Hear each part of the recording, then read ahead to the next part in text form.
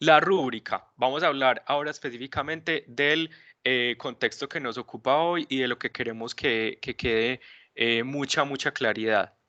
Primero que todo, la rúbrica tiene un objetivo, digamos, entre comillas, único y es servir de apoyo a la evaluación cuantificable, es más, servir de apoyo a la evaluación, a la heteroevaluación.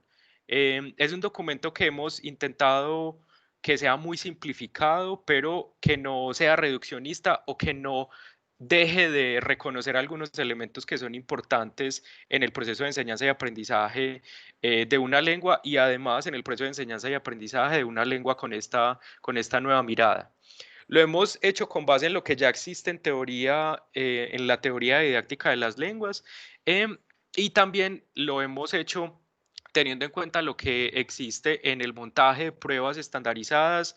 Sobre todo hemos tomado de base pruebas como el DELE, que es un examen de referencia para el español, y el IELTS o el TOEFL, que son también examinaciones de referencia para el inglés y para nuestra institución, que es EAFIT.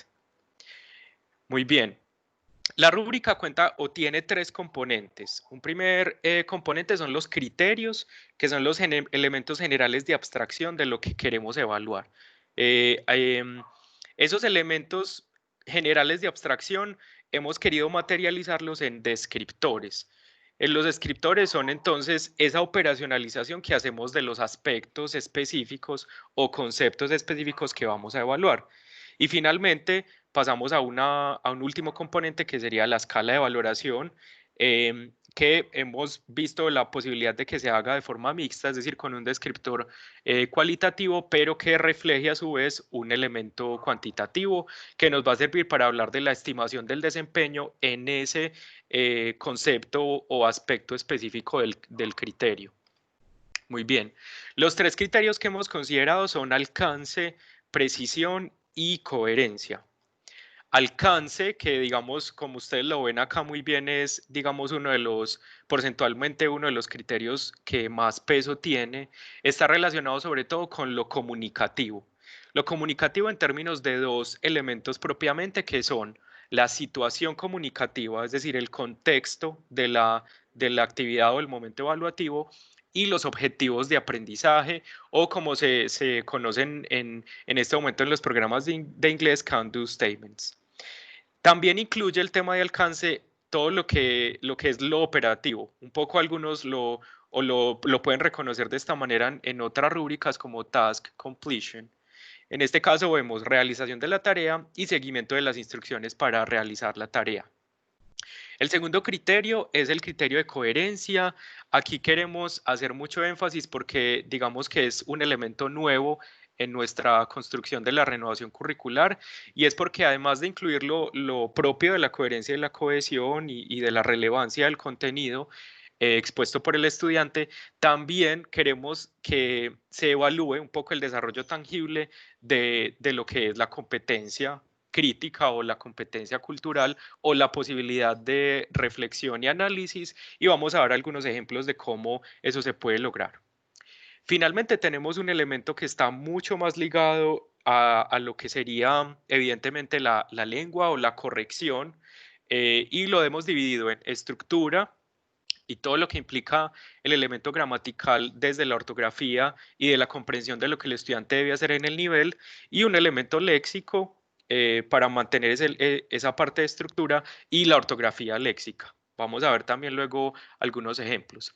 Hay dos descriptores dentro de esos criterios que ahorita los van a ver con más especificidad, que están relacionados, uno solamente con la escritura, que es el elemento de mecánica, y otro que está relacionado solamente con la oralidad, que es el elemento de aspectos o el descriptor de aspectos fonéticos y fonológicos.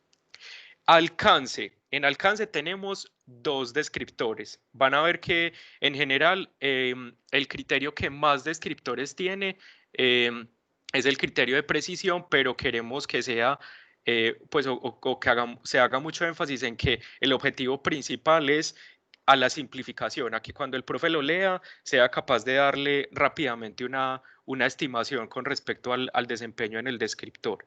El primero es Siguiendo las instrucciones indicadas por el docente, el estudiante hace una producción oral o escrita, depende del tipo de rúbrica, que cumple con las exigencias prácticas que, en este caso, es uno de los primeros elementos que el profesor debe insertar, que sería la situación comunicativa o el contexto específico de desarrollo de la tarea implica.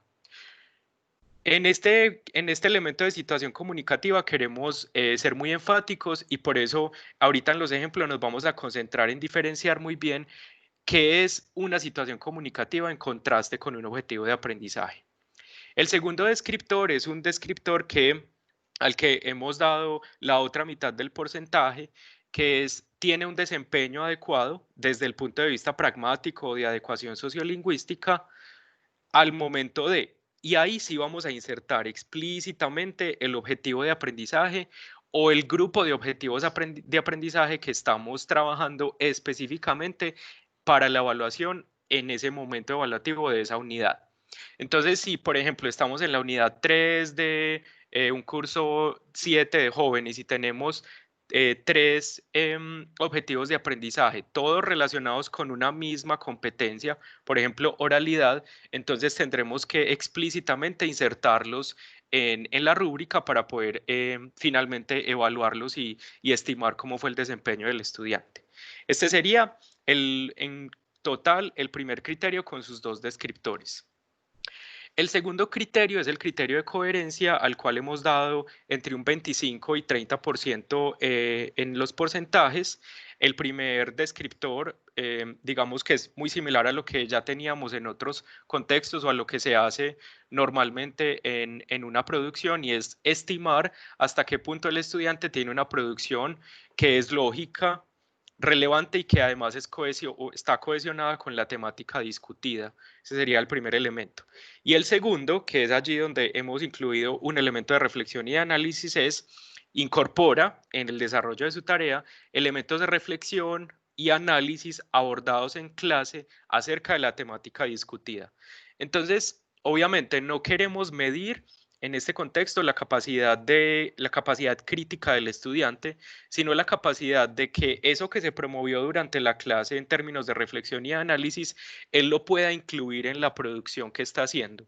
Porque en este momento estamos en un punto de la taxonomía de lo que es lo crítico, en el que nos interesa dar cuenta de que eso que se está promoviendo se puede incorporar al momento de la producción de los estudiantes y creemos, y también la teoría lo cree, que este es un elemento que podría también dar cuenta de esa formación que el estudiante ha tenido a lo largo del curso y de la unidad. Los descriptores de precisión, para ir terminando con esta pequeña introducción a lo que es una rúbrica, son 5 en total para cada una de las rúbricas. El primer elemento, como ustedes lo ven, es el elemento de estructura o de gramática. Ese elemento de estructura o de gramática propiamente desde lo sintáctico sobre todo, está relacionado en un primer momento con las estructuras que el estudiante debe usar para cumplir con el objetivo de aprendizaje, pero ahora en términos lingüísticos, no en términos comunicativos, como si lo vimos en el primer criterio que está relacionado con la comunicabilidad. Entonces, en este caso, el profesor lo que deberá hacer es insertar donde aparece el paréntesis el objetivo de aprendizaje o el grupo de objetivos de aprendizaje explícitamente que le está intentando desarrollar con su momento evaluativo. Un segundo elemento, miren que ya es un poco más genérico, más general, y es porque estamos haciendo énfasis también en lo lingüístico, es capaz de transmitir el mensaje teniendo en cuenta el nivel en el que se encuentra, a pesar de cometer errores relacionados con la estructura. Entonces, en este criterio, la estimación se va a dar en términos de la capacidad del estudiante de dar cuenta de su conocimiento para el nivel taxonómico en el que se encuentra. Por nivel taxonómico entendemos B1 inicial, B1 intermedio, B1 avanzado, es decir, internamente en el macronivel en qué curso se encuentra y por ende si sí responde cuando nosotros lo estamos haciendo la estimación a lo que se espera que un estudiante en ese nivel utilice en términos de estructuras. El tercero, que recuerden, los 4 primeros están relacionados con la producción escrita y la producción oral, está relacionado explícitamente con el vocabulario que se espera que el estudiante sea capaz de utilizar para el objetivo de aprendizaje o el grupo de objetivos de aprendizaje específicos que se relacionan en ese contexto.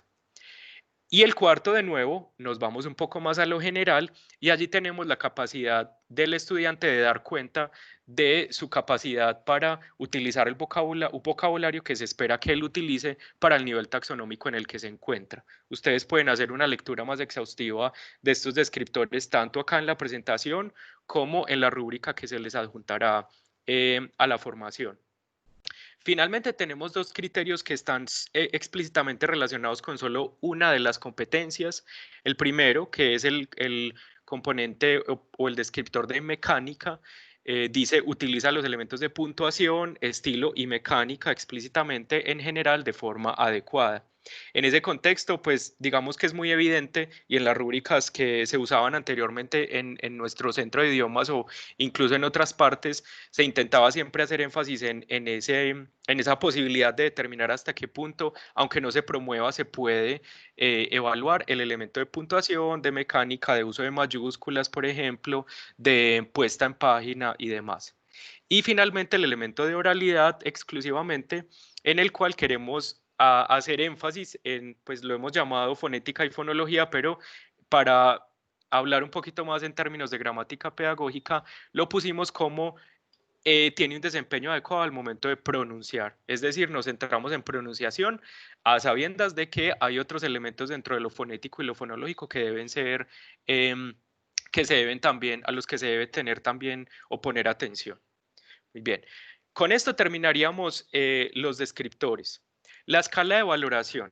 Entonces, la escala de valoración, yo acá pongo una explicación muy explícita de cómo se deben utilizar, pero luego veremos en las rúbricas que esto se puede, o el nivel de usabilidad es mucho mayor cuando se ve en el documento de Excel, pero acá les puse más o menos la explicación de cómo comprendemos la escala de valoración, que en este caso, recuerden, tiene un elemento cuantitativo de 1 a 5, es decir, no de 0.